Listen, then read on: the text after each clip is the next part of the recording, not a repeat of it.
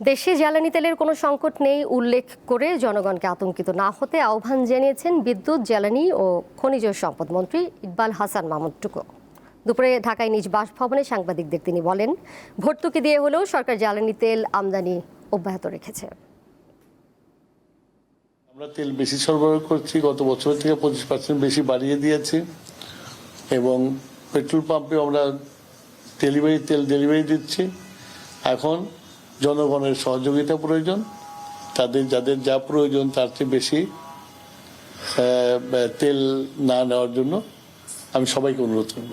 শুধু গত 2 দিন বন্ধ ছিল, সেই জন্য একটু পেট্রোল পাম্প তো কিছু বন্ধ ছিল, এখন তো আবার শুরু হয়ে গেছে। ততদিন তো এটা তো মানে ছুটি, ঈদের পরের দিন ছুটি। এখন পিরিয়ড হোক রেগুলার বা হেভি, প্রয়োজন মতো কনফিডেন্স আছে রেডি। Play with confidence. জ্বালানি তেলের সরবরাহ বিষয়ে জানতে নারায়ণগঞ্জে সহকর্মী গৌতম সাহা সরাসরি যুক্ত রয়েছেন আমাদের সাথে, তার কাছ থেকে জানবো সবশেষ তথ্য। গৌতম, তেলের সরবরাহ ফিলিং স্টেশনগুলোতে কেমন রয়েছে, মালিকরা কি বলছেন এবং সংকট বিষয়ে আসলে তাদের সুনির্দিষ্ট বক্তব্য কি?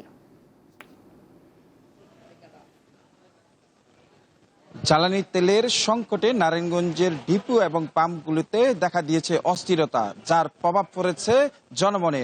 ভোগান্তিতে পড়েছেন সাধারণ গ্রাহকরা।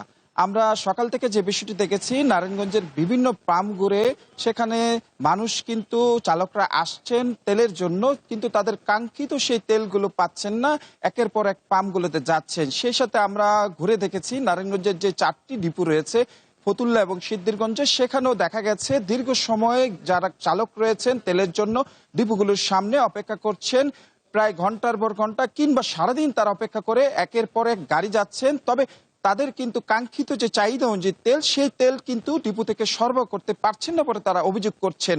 এবং আমরা কথা বলেছিলাম যারা সাধারণ চালক রয়েছেন, বাস চালক, ট্রাক এবং মোটরসাইকেল, তারা কিন্তু অভিযোগ করছেন পেট্রোল পাম্পগুলোতে অতিরিক্ত মজুত করে কৃত্রিম সংকট তৈরির কিন্তু তারা অভিযোগ করছেন। এবং সেই সাথে আমরা দেখেছি এখন পর্যন্ত যে পেট্রোল পাম্পগুলিতে মোটরসাইকেল, প্রাইভেট কার, বাস চালকরা আসছেন। আমরা এই বিষয়ে কথা বলার চেষ্টা করব পেট্রোল পাম্প মালিক সমিতির ঢাকা বিভাগ সাধারণ সম্পাদক মিজানুর রহমানের সাথে।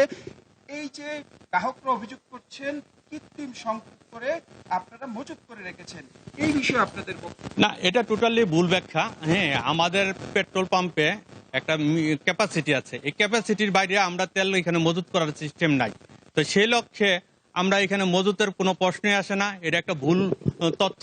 আমরা যদি এরকম কোনো তথ্য দিতে পারে কোনো পেট্রোল পাম্প মজুত করছে, তাহলে প্রশাসনও অ্যাকশন নিব, আমাদের সংগঠনের পক্ষ থেকে আমরা জোরালো অ্যাকশনের ব্যবস্থা করব, যেন এই ধরনের কেউ মিথ্যা অপপ্রচার করে আমাদের আর কাস্টমারদের মধ্যে একটা ভুল বোঝাবুঝি তৈরি হচ্ছে। আমরা যতটুকু পাচ্ছি ডিপো থেকে, আমরা ততটুকুই সরবরাহ করার কাস্টমারকে দিচ্ছি। অতএব এখানে এই ধরনের ভুল ব্যাখ্যার মাঝে যেতে না যায়।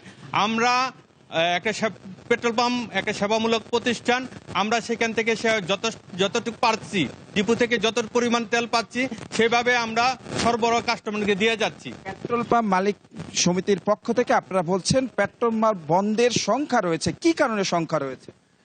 দেখেন, আমরা যে পরিমাণ আমাদের চাহিদা আছে সেই পরিমাণ আমরা তেল পাচ্ছি না, যার কারণবশত বিভিন্ন চালকরা, মোটরসাইকেল চালক আছে, প্রাইভেট আছে, তারা মিডিয়াতে যেখানে শুনতেছে যে পর্যাপ্ত পরিমাণ তেল মজুত আছে, আমরা প্রত্যেকটা পেট্রোল পাম্পে তেল দিচ্ছি, কিন্তু আমরা তো পাচ্ছি না। তো সেই লক্ষ্যে আমরা তেল তাদেরকে যেভাবে চাচ্ছে সেভাবে দিতে পারতাছি না। আরেকটা জিনিস হলো কি, আমার বর্তমানে দরকার হইল প্রতিদিন 100 টাকার বা 200 টাকার তেল, আমি চাচ্ছি হইল এখন বর্তমানে 1000 টাকার তেল। তা আমরা কৃত্রিম, যারা মোটরসাইকেল বা প্রাইভেট চালাচ্ছে তারাই কৃত্রিম তৈরি করতেছে। আর কোনো পেট্রোল পাম্প ইচ্ছাকৃতভাবে সে মজুত করে ওই মুনাফা করার জন্য, এটা ভুল ব্যাখ্যা।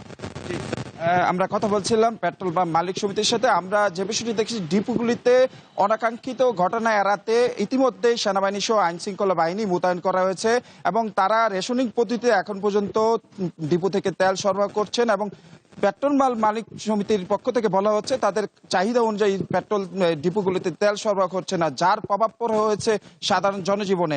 এর প্রভাব থেকে স্বাভাবিক প্রক্রিয়ায় তেল সরবরাহের দাবি জানিয়েছেন গ্রাহক এবং চালকরা। এই ছিল নারায়ণগঞ্জ থেকে যুক্ত ছিলেন সহকর্মী গৌতম সাহা।